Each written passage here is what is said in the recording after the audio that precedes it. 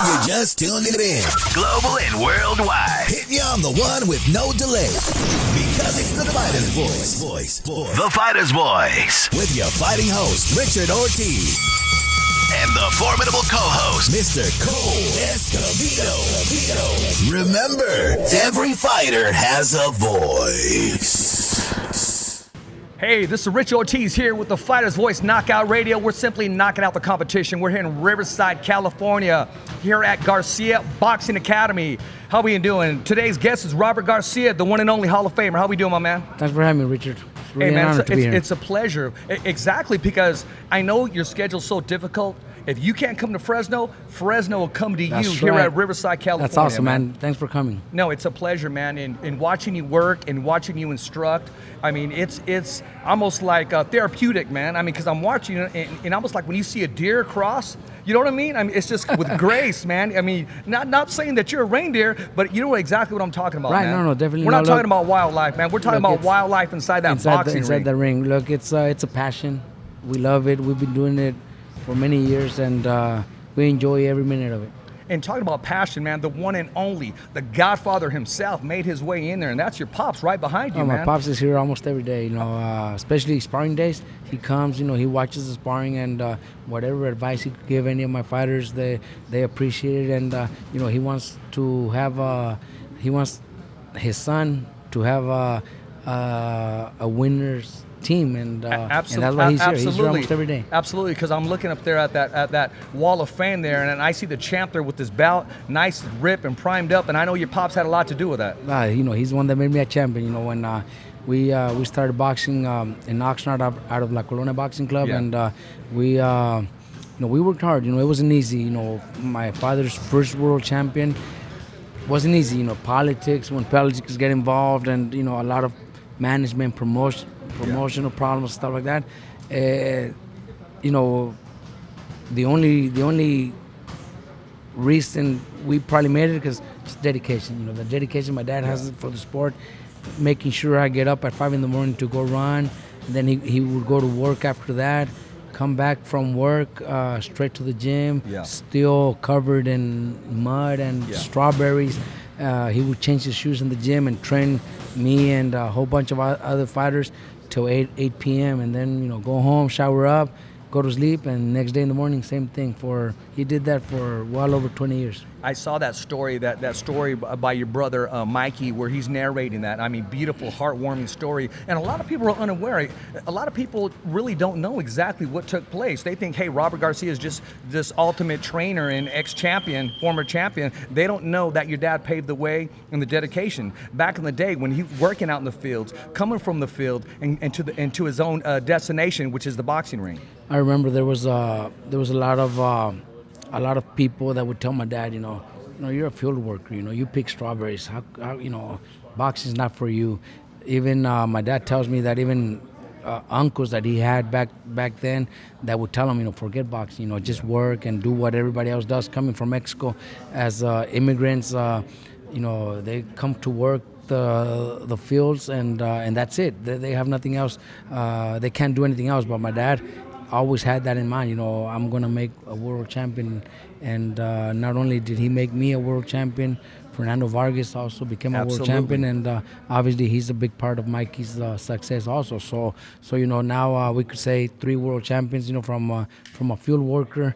Absolutely, you know, it's something that you got to, you know, admire and respect. Hey, later with that wall, let's put a whole boxing ring around there. If Donald Trump wants to build that wall, let's build it with ropes like boxing, like a boxing ring, right? That'd be better, let's do it, right? Definitely. Shoot, there it is right there. Pave the way, man. I mean, that's real talk right there. That's right. Had to throw that in there, man, because you kind of led up to that, man. But I want to ask you from day one. I overheard you did you're doing an interview with Showtime. I mean, you had one of your fighters here today. It was media day, and he asked you a question. He said, Robert, when did you start fighting? And I'm going to repeat the question. When did you start falling in love with the sport of boxing? Look, I started boxing since I was a kid. My first amateur fight was when I was 5 years old. My father always trained me, my sisters, because I have 4 sisters that are around, you know, the same age as me. They're not that much older than me, and I used to spar with all my sisters. I trained with all my sisters, and when I was 5, my father took me to a amateur show, and I had my first amateur fight at 5, and everything started there. Look, when I fell in love with the sport, I could probably say when I started training fighters. All my boxing career, since I was a kid, it was more because my dad was the one pushing me to go to the gym, doing nothing but boxing. And there was moments where I kind of disliked the sport. Maybe wasn't doing what my friends were doing, playing other sports, doing school activities, and I was never allowed to do that. But, now I got to say that if it wasn't for my dad pushing me that much, I probably would have never become a world champion, or I probably wouldn't be the trainer that I am now. So he taught me a lot, and when at first I could probably say I used to hate going to the gym every day, or there was moments where I wanted to quit. My dad being there with me and forcing me and pushing me to the fullest made me what I am now. And everything I know, I learned from him. I'm, as a trainer, I think I'm doing better than many other trainers in the world, and I'm very happy, and I know that everything I've done, I owe it to my dad. You're being very humble when you just say better. You're the best in the game. How does that make you feel when people tell you, Robert, you are the best in the game? I mean, there's a whole line of who's who that would love to walk in here, sign papers with you, and be under your supervision, your training. How does that make you feel? Honestly, look, I don't see myself as being the best, and I don't want to be the best, because if I was the best and I consider myself the best, then that means I wouldn't want to learn anymore. I don't want to. I wouldn't have the passion to do it. Look, I have from world champions like Ramirez to Mikey, Jose Ramirez, Carlos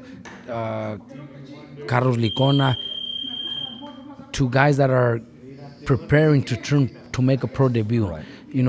If I wanted to consider myself the best and let everybody know that I'm the best, then I'd probably just be working with my top world champions, world class fighters.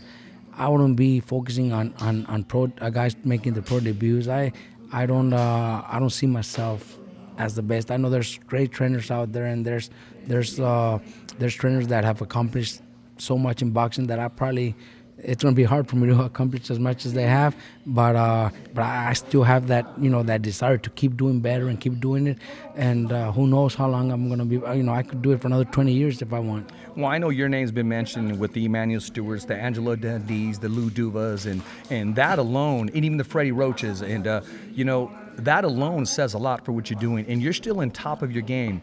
A fighter's prime has 5 years of its prime. If he's a top-notch fighter, maybe 3 in the era that we live in now. But your prime, you're still going. I mean, you reinvented yourself. You're not in any time, shape, or form going to say, okay, I'm going to call it quits. Your longevity here in the sport. Look, I started young, and I've been pretty successful from what I'm doing now. I'm only 43 now, and like I told you, I could easily do it for another 20 years, and I'll still be young for boxing. My dad's 74, and he still comes to the gym every day. So I could do it maybe 30 more years if I want. There you go. But look, I know there's, you mentioned the names, the Dundees, the Lou Duvas, Manuel Stewart. Manuel Stewart. I wouldn't even mention my name around those guys, man. Well, the Fighter's Voice just did today. Those guys are, those trainers are great trainers. Mexico has had great trainers too, like Nacho Beristain, who legendary. I definitely don't want to consider myself in that group. Hopefully, one day, 20 years from now, 30 years from now, hopefully I'm still doing what I'm doing. Hopefully, then is when my name could be mentioned among them. I got so much respect for those trainers, and I don't consider myself in that level yet. Well, you keep doing what you're doing. We'd have to get a bigger building because we're going to have to put all the champions all the way around here, man. I mean, if you make it up on top right here with any one of those bouts, you're doing well, man. And I like that. I like the way it's put together here, man. Look, that's one thing all my fighters see. On one side, I have all the prospects. Right. On the other side, I have all the ones that have become world champions. Right. So they know that once they win a title, their picture goes to the picture's other going up side, there. and they train hard. You know, that's the only thing they have in their mind. You know, is they want to be up there, or they want their logo. They want their logo in the van. Yeah. You know, that's another thing. You know, their logo will go on the van when they're world champions. So that's one thing they're aiming for. You know, and they see the Mikeys, the Abner Mares, Jose Ramirez. You know, they see Licona who was fighting for free in Tijuana. Last year, a few fights in Tijuana, fighting for free, and gets a title opportunity, becomes a world champion. Those are the real stories. Those are the stories that fighters want to see. And all my young fighters, they see, man, I remember this kid driving every day to the gym, you know, and nobody really cared much about him. Right. And now he's a world champion. You know, now that they know, a lot of them didn't even know, you know, this kid was collecting aluminum cans to make money, to make gas money, to drive to Riverside, because he lives in Orange County. That way he could be driving back and forth. He was collecting aluminum cans and to get gas money. And there's so where it starts. Those there. are good stories. Before you get in the ring to become a champion, you start becoming a champion of life to be able to get from A to B, to make your own opportunity. And those are great stories. Those are great stories. Those are our stories that a lot of boxing world people that watch it on TV, they don't know, they don't see the way, the struggles that fighters go through. You know, we have every world champion has a story. You know how they get started. Every fighter has a voice. Because look, I'm going to tell you exactly. Every fighter has a voice. Look, boxing is a sport not for the rich or the educated or the ones with college degrees. I don't know if there's any, but if there is, very few have gone through college, through university and stuff like that, and decide to become professional boxers. Boxing is the sport for the poor, for the Marco Antonio Barrera got a degree. Yeah, he's got a degree. Yeah, yes. One of yes. Many, Yes, one of few. Yes, sir. So look, that's why, and when they become world champions and they start, making good paydays, that's all the fans see, because that's when they start seeing them on TV. They don't see all the struggles. They don't see everything they went through. They didn't see the sacrifices that it takes. Exactly. The losses, not on their record, but in life. The losses of opportunities. I don't want to say opportunities, but losses of just sacrificing themselves to go to practice, to work out the training, and along the way. Myself, look, I was already a professional fighter when I was in high school. I turned pro at 17. So my whole senior year, I was already a professional fighter, and senior year is probably the best year of a teenager. Right. They want to go to prom, they want to do all the senior activities that they do. Whatever you name it, whatever it is. And I wasn't able to do none of that because I was already fighting. I was already a professional fighter, so I had to go to sleep early. I had to go to the gym every day. So I never did none of that. So all those are sacrifices too. Or when I fought for the title, I already had my two youngest, my two oldest kids. Yeah. They were already born and going to training camps for 2-3 months at a time. Stuff like that is things that people don't know and people don't see. Exactly. It takes a lot of sacrifice to be where we're at now.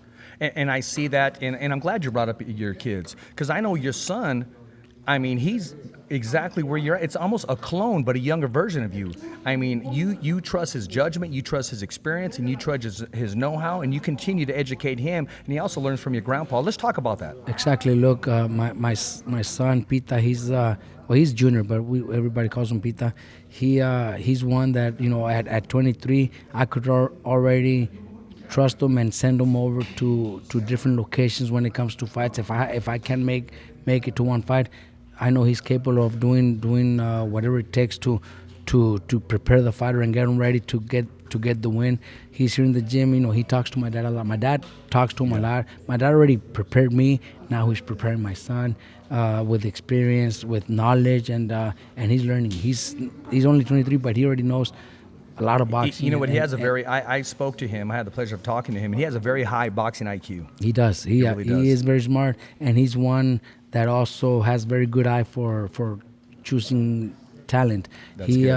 He's the one that's found most of my young fighters that we sign and turn pro. He's the one that's told me about him. Dad, this kid right here, we got to go after this kid, and so far all the kids So far, keep winning. so good. Hey, I want to ask you this. Abner's fighting. What's your whole take on that? What's your whole take on Davis? Because people seem to think that it's the Davis show.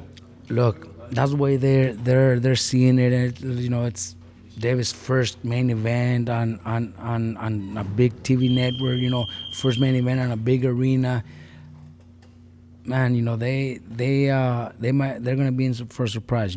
That's exactly the way they were thinking of Broner when he fought Maidana. Yes. The press conference we had a couple of weeks ago here in LA for Davis and Mares, they said the exact same things about Davis that they did a few years back when we had the press conference for Broner Maidana. The exact same things, future world star, pay-per-view star, future this, future that. And everybody knows what happened to Broner with Maidana. So, look, it is a very difficult fight. And, yes, I know we're the underdogs, but Abner wanted that challenge. Abner didn't choose anybody else. They didn't choose Abner either. Abner's the one that called out him and said, look, that's the fight I want. Let's do this. Abner wants to challenge himself for a 4th division title. He's already a 3-division champion. He's already going to be recognized as one of the greats from Mexico, but he wants to do what only 3 other Mexicans have done, and that's win titles in 4 divisions. Yes. And that's a big challenge. He could have. I told him, I advised him, look, Abner, we had a loss to Leo, which is doesn't matter that we lost. Everybody still was very happy with the fight. Great performance. Exactly, great performance. So I told him, look, we could choose 1 or 2 fights and then go after something big. And he told me, look, coach, I want to challenge myself. I want to do something that very few think I could do it, and that's move up to 130. I said, all right, well, let's see who's out there. It's like there's only one person I want to fight, and that's Gervonta Davis. So he's the one that made the fight happen, actually. That's good. He initiated the fight, Exactly. taking it in his own hands. And just like we're going to take this in our own hands, we're going to take a commercial break right now. We're going to be coming right back here on the Fighter's Voice Knockout Radio. We're simply knocking out the competition. Remember, every fighter has a voice, and so do you.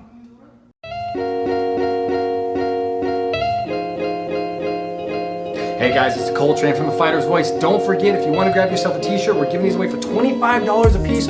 Front, back, not going to get just a front logo. This is nice, guys. I'm telling you, 25 bucks. Go to our website today. You'll be able to pick one out. You support the show, you support the fans, you support the fighters, and you help show your voice by showing support for the Fighter's Voice, guys. Pick up a t-shirt today.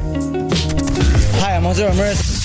I'm Bob Arum. Hi, I'm Robert Garcia, and I'm with the Fighter's Voice. The only radio show knocking out the competition. Fighter's Voice Radio Show. Hey, Rich Ortiz here with the Fighter's Voice Knockout Radio. I'm your host with the most, Richard Ortiz, knocking out the competition. None of this would be possible without Mr. Robert Garcia here in Riverside, California, making it all happen. Champions don't just walk in, they become champions once they lace them up, put the mouthpiece on, and listen to the man right here, the man, the myth, the legend. Enough said. I'm here with the doctor. I'll call you a doctor instead of a trainer. How's that? How's that platform sound for you? God, I still, like I told you earlier, it's still too big of a name for you to call me that. No, man, but you know I'm what? not ready for that yet. Very well earned. Let's talk about big challenges. Let's talk about world class. Let's talk about big opportunity. And when I say big opportunity, we're talking about some height, some body mass that Mikey Garcia is giving up to take on this challenge. Now, a lot of people have went left and right and talked about it, and I've stood my guard. I said, I'm Team Garcia all the way. I go, first of all, you got to credit his size of, just to say, you know what, I want to test myself, I want to challenge myself. What's your whole take on that? And I know you guys had a conversation before. Look, that's one thing about a fighter that wants to be respected and wants to be recognized as that one that took those challenges. Just like we were talking about Abner earlier, same thing's going on with Mikey. Look, it's a fight that he chose. It's not a fight that they call us. You guys want to fight Errol Spence? You guys get an opportunity to fight for a 5-division title. Mikey chose that one. Mikey seen Errol Spence fight last February, I believe, when he fought Peterson. And Mikey told us right there while we were watching the fight, Mikey says, you know what, I'm going to fight that guy. I know I could beat him. He saw something. And at first we were all, Mike, you're a lightweight. Come on, let's wait, give it some time, and when the time is right, yeah, you're gonna be fighting at welterweight. But when the time is right, just like every other fighter has done, Mayweather, Pacquiao, De La Hoya, you name them, they've all done, multiple divisions. Right. But when the time is right, and Mikey's like, yeah, but I think I can beat him, so I'm gonna go after him. And after his last fight, that's the only fight he wanted. There was nothing, we could have chose that. There was so many different options, but Mikey wanted. He was that definitely fight. in the driver's seat. And that's what he said, and he called it. He negotiated the fight very well. He's going to his hometown in Dallas to fight him. So that says a lot about Mikey right there. That says a lot about Mikey and his character. But, he saw something in there. Remember when Sugar Ray Leonard saw something when Marvin Hagler fought the Beast Mugabe? He saw something in there. He was taking those right hands. So he saw something. They trusted him. And like they say, the rest is history. So I see this as a fight going down to simply will. And I see Mikey breaking his will because he's about to take him to uncharted waters. Yes, he's flashy. Yes, he's strong. But he does not have the experience or face the opposition that Mikey Garcia has faced. Is that safe to say? Look, that's very safe to say. And look, me as a trainer, my father as a trainer, we before we even study our opponents, obviously we know what they've done. We see what they've done. Just like Gervonta Davis has knocked almost every of his opponents out there. Yeah. So that's what we see, that powerful, that flashy, quick, one-punch knockouts. Errol Spence, same thing. That's all people know, they're strong, they knock everybody out. But me as a trainer, my job is to study my opponent. And since the fights have been signed, I've been studying both of our opponents, Davis and Spence. And there's things out there that we're working on that I know we could do to be able to beat our opponents. Spence is very talented, young, strong, very talented. But there's things there. There's things there that me as a trainer, I got to find it and I got to see it and I got to work on with Mikey to be able to take the win. Won't be easy. Just like Leonard did it. Wasn't easy when he moved up and fought Hagler. It wasn't easy, but there is things there, and myself, my dad, with Mikey, we're gonna be working on that, and won't be easy, but we're definitely planning on coming up with a win. Mikey signed up to fight. There's no need for any words or any of this. And I'm looking in the media, and Spence makes some kind of joke about because he saw Mikey, he made a reference to a kangaroo, made a reference to a substance. There's no need for that. You've already signed to fight, so that means it's already there. It's already ticking. I mean, he's never done that before in any of his opponents. He's trying to get Mikey's head because he knows you didn't pick Mikey. Mikey picked you. Exactly. So that has to say something to a man. Definitely. When a man wants to fight me, he knows the way I walk, the way I look, the way I move. He's studied me. So it's already starting a process. Exactly. So I think round one's already Garcia's. Look, I'm telling you, I people told me about that video where Spence compared Mikey to that kangaroo or whatever. Yeah. Look, if he's saying that means it's already in his head. Exactly. And when it comes to the day of the fight, he's going to see a different story. Look, every single one of Mikey's opponents, the last 4 or 5 opponents that we've had since Mikey came back, I think it's been 4 fights. Every single one, obviously great kids, great people. They come and congratulate us, and they've all said the same thing. Man, Mikey's so difficult, so strong. It's so hard to get Mikey once you're inside the ring. Sparring partners that we've had here, we've had welterweights, super welterweight sparring with Mikey, and that's one thing they say after sparring. Man, it's Mike's so difficult, but Mikey doesn't look that difficult on the outside when you're seeing him. But once you're in there, that's when you know how hard Mikey is. He's a gamer. He's definitely a gamer. Yeah. I've watched him spar here, and I was thinking, okay, that day Mikey must have just been moving around and just wanted some works. But when it came time to fight, he shows up. Of course, exactly. That's what Mikey is. Yeah. So that's one thing that nobody knows until you've been in the ring with him. And what they underestimate is power. I mean, have you seen the size of his calves, man? I mean, just where he generates that and that torque, that left hook. Yeah, I'm very excited about that fight. I think he's going to do very well, and he's going to make a lot of non-believers believers. I think so too. Make the press eat their words. Exactly. And I'm going out on a limb right here. I say Mikey stops him. I think so too. I say Mikey stops him. Talking about stopping, nothing seems to stop the Avenal kid. And we're talking about Jose Carlos Ramirez, man, the WBC junior lightweight champion of the world. I just got to ask you this. How are you going to do it from working one corner and then going the very next day to work another corner, man? Where do you get that energy from? Look, I love what I do, and I'm looking forward to getting done with Abner that same night, taking my car, drive to Fresno, and be there the next day, because the fights are going to be early in Fresno. Yes, very early. So I'm gonna leave right after Abner's fight and check in, wake up, and get ready to go to the fights. I love what I do. I enjoy it. You know, my son's gonna be with me. Hopefully, my wife and kids could also come along. It's gonna be a great experience. You know, we've been in this kind of situations before, but we split up, and we have, you know, my son go to one fight, I'm in another one, and maybe Chip and my assistant go to another one. Right. But this time I'm gonna drive to both fights. It's a little challenge, but it's something that we enjoy. You know, Jose is so dedicated, so focused on becoming great, and you know, this is gonna be his second title defense, but you know, this win is going to take him to the next one, and that's what he knows, that he needs to win to become a better and better fight by fight. And he's, you know, in his mind, there's only one thing, and that's to become great and the best at what he does. You know what? I want to go into that. There's so much I want to cover that.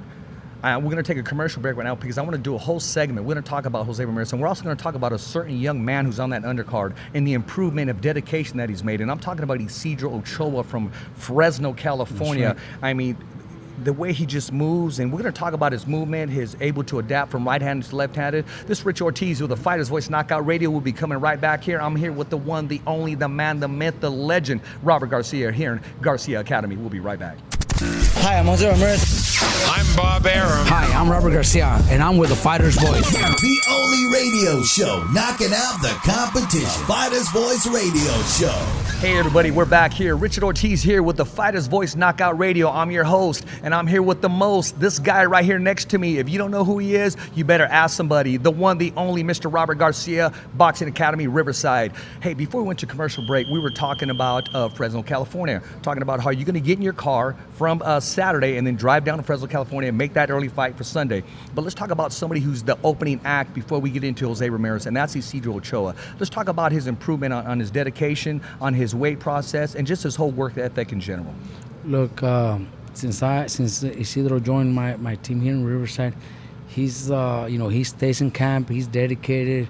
He's working hard, and he's Abner Marez's main sparring partner. So it works out perfect. He's fighting the day after Marez. He's fighting on Jose Ramirez undercard, and he's sparring Abner Marez. You know, how better can it get? You know, can't get any better than that. Can't get any better than that. And it's also, and Abner Marez is also preparing to fight Gervonta Davis, which, you know, Isidro is one of those kids that has a little bit of everything. Of you his know, tendencies. Tangibles, he's fast. He's got great combinations, and just like Davis does. So I think, you know, things work out perfectly.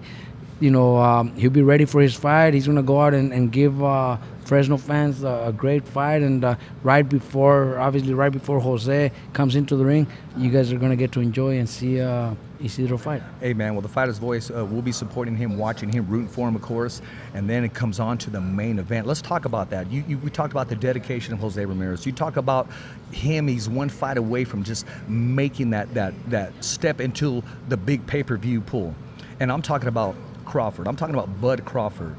I mean, can you see that fight happening soon? Look, that's a fight that definitely should happen. I think it will happen in the near future because they both fight for top rank. Yeah. They're only a few easy fight to make. They're only a few pounds apart, so it's definitely a fight that should happen because, you know, Jose is not only becoming, you know, a superstar in boxing. He's got a great team behind him. He's got a great manager that's doing a great job and promoting him and building him up to become that star that he is. Crawford already is there, so it would just make such a great fight, you know. But if you know, you're talking about Crawford, that's 7 pounds difference. I think there's another fight that could be easier to make or as easy to make, and there's only a 5-pound difference, and that's Lomachenko. Oh yeah. I would prefer the Lomachenko fight first, and then move up to welterweight. Well, that's another fight that's with the same exactly, top rank. Same that does promoter, make top sense. Top rank. I know that even if they haven't mentioned it to us, maybe they still haven't. I don't know if they already mentioned it to Rick, but I know that in their mind, that fight is possible. Lomachenko also wants to be great. He already is. Yeah. One of the best fighters. He doesn't like body shots. He's already look Lomachenko. Robert, he doesn't like body shots. Look, we can't scare him. Okay. We want him to take the fight. Okay. Exactly. I want him to move up to try to challenge himself to get his fourth title in fourth division. Let's motivate him. Let's get a hold of him and tell him that. Look, I know Lomachenko personally. I know his manager. They'll fight anybody. They want to fight Mikey. They want to fight Mikey. They really do want to fight Mikey. 140. Jose Ramirez is already a 140 champion. They both fight for top rank. Against Mikey, it's going to be a lot difficult to make. Yeah. But Jose Ramirez is there. That's the fight that I would prefer better before a Crawford fight. And I'm not saying because I don't want to fight Crawford. I do want to fight Crawford with Jose. But I want to get Lomachenko first. That's that manager hat that you have on. I like that, okay? You're not just a trainer. That's that manager. Ladies and gentlemen, we got that for free. I'm over here talking to Bud Crawford, who's simply been in the talks of pound for pound, but the manager side of Robert Garcia, not just the trainer. He went back and said, you know what, let's make this happen with Lomar. He's here with Top Rank. Then let's move up. Let's count our blessings. Let's go up and let's go for it. I like that. See, that's inside you. That's a hidden talent, and you just brought it out today. We've been in this business for so many years. You know, we've learned so much from Mikey, from the fighters that I train and manage. So, you know, we already have our eyes on every possibility out there, and for me, that would be my first choice. There you go, and that's an excellent choice. I mean, I don't see anybody saying anything different. I think the fans want to see that. I think Ramirez wants to see it. Definitely fight fans want to see it from all over the world. That can be a big pay-per-view, and that can possibly be one of many. Exactly. Because I don't see it going the way that it's supposed to go on paper or what the fans think. Listen, Ramirez is no joke, man. I've watched the man work. I've never seen him. Like in football, you would say, okay, he dogged a play, or in baseball, he didn't run it out. I've never seen him dog an opportunity to work hard. Look, when he's in the gym, he doesn't want no easy sparring partners. He doesn't want to spar a kid that already did 4 rounds and then they're going to go in there with him tired.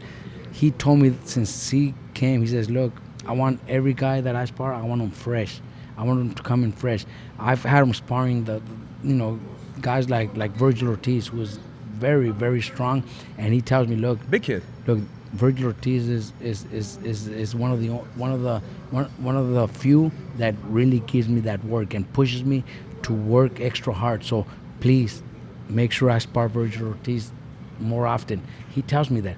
Very few fighters will say that.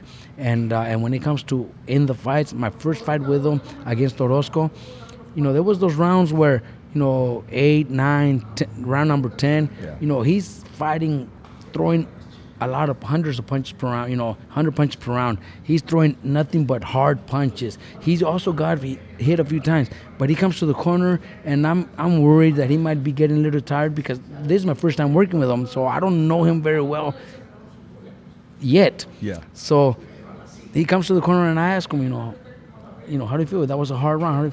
Like, good, coach. I feel good. And then, you know, that energy that he's got, he brings it to me too, you know, and makes me just work extra hard. You know, he's got a... Hey, it's contagious. When someone is fired up and feeling that, it's very contagious. It definitely is. You know, I'll just throw an example out there. When I do a post-fight interview, and that's after the fight, and you can feel the energy out the fighter, it just becomes contagious. It is. I'm telling you. Iron sharpens iron. You know, it was my first fight working with him, so I seen that, and you know, you got to admire things like that. Yeah, I do admire things like that. I mean, it's motivating. It's an inspiration too. Who do we got back there? Brandon, right here, just clowning me. Hey, it's okay. We're still going to have the podcast coming on next, and I think Bam Bam would be a great candidate for that podcast. We won't have a swear jar for that. Ladies and gentlemen, we have a swear jar right now. We got about maybe 5 minutes of some clean radio. That's right. And then we're going to go into the podcast where all is loose, a big playground to play around in. So talking about playing around in, I mean, he walks into your gym and he's legendary. I spoke to him when he walked in. He goes, no, I'm nothing, man. I'm just a regular. And I said, look at all these youngsters that just turned around and broke their neck. They know when the champion walks in. That doesn't go away. No, that's very well earned. And that's one thing that every fighter in my gym sees that and respects that. We have many world champions that walk in, and everybody feels the same way about not just the welterweights, or not just the ones that are already on pay-per-view, the ones that are 105 pounds also. They respect every single champion that steps into the ring, because that's what they want to be one day. Exactly.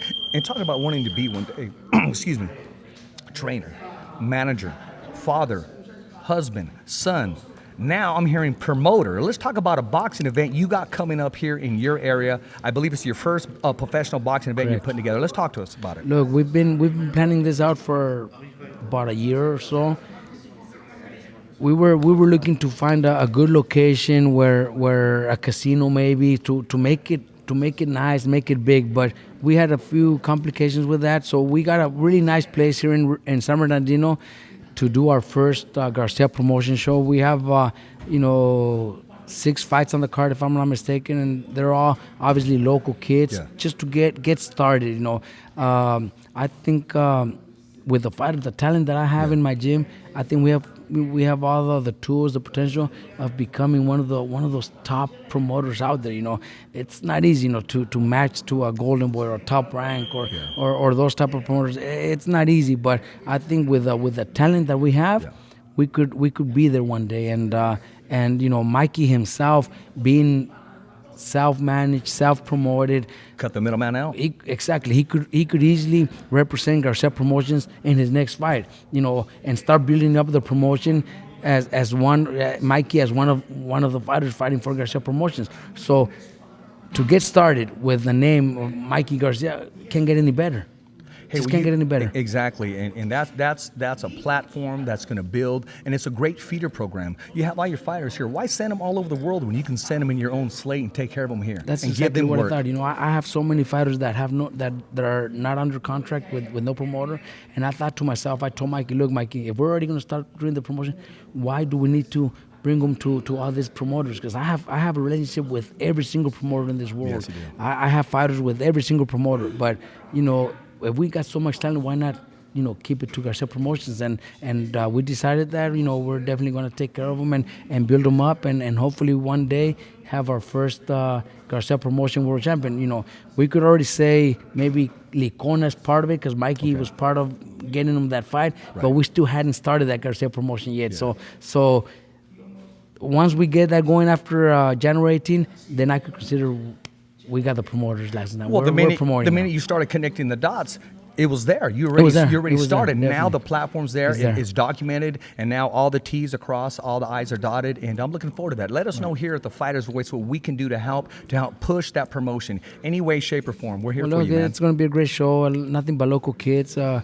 You're going to be my ring announcer, aren't you? Oh, absolutely. Yes. Absolutely. So we're there. Definitely. You're going to push for it, right? I'm going to push for that. Hey, Look, I'll be ring announcing and Garcia's promotion, and every fighter has a voice, and so will every fighter that day. I'm going to give it my all, my corazón, my everything, and I appreciate the opportunity, man, because I'm pushing for you, man. I'm not one of those say, okay, I'm pushing for you and come selfies and do all this and that. Man, I really push for Team Garcia, man. I know. You've always done it. And when I do that, you got to remember, I hurt feelings along the way. As far as, I thought you were going for this fighter. I thought you were going, hey, man, I call it like I see it, man. I was one of the first ones, and I'll prove that to you. When Julio Cesar Chavez fought Pernell Whitaker, in my hood, I had to say, Chavez did not win. Mm-hmm. Pernell Whitaker beat him. I mean, it was not a draw. So for me, I had to say that. I said it could have been closer. I figured he gave Julio a boxing lesson. I had to say that because I see it the way I see it. Now, but it was a draw. Yeah, it was called the draw. Well, it's a draw. No, it's a draw. Well, I mean, it's a draw. But I'm just saying that's what I said. Chavez didn't lose. Bro, I'm for Julio Cesar Chavez. I got a picture of Julio getting out of the limousine and holding up Richie in his arm. Yeah, cool. And my mom blessing him. My mom's old school. Awesome. Yeah, back in the day. You know what he told my mom? He said he needs to learn Spanish because it was Spanglish. Yeah. Man, right. I mean, serious, man. Right. And see, here on the Fighter's Voice Knockout Radio, we can share these stories because it's real talk radio. We're going to wrap up this show right now. We're going to be coming back with the Fighter's Voice Kick-Ass podcast. Don't go anywhere because sky's the limit. a big boxing ring, a big playground to play in. We'll be coming right back, and we're ending the show right now on the Fighter's Voice Knockout Radio, but we'll be coming right back on the Fighter's Voice Kick-Ass Podcast. So stay tuned, ladies and gentlemen. It's been a privilege and an opportunity. Remember, every fighter has a voice, and so do you. It's a wrap. Thumbs up for Richie. Never down for the count. It's just another wrap. Thanks for listening to the Fighter's Voice Radio Show. Catch us again next week. Same when, same how. And always stay connected to the Fighter's Voice on social media. So, on behalf of Richard Ortiz, Cole Escovedo, our special guests, and the whole crew right here at the Fighter's Voice Radio Show, saying see ya next week, right here on the Fighter's Voice.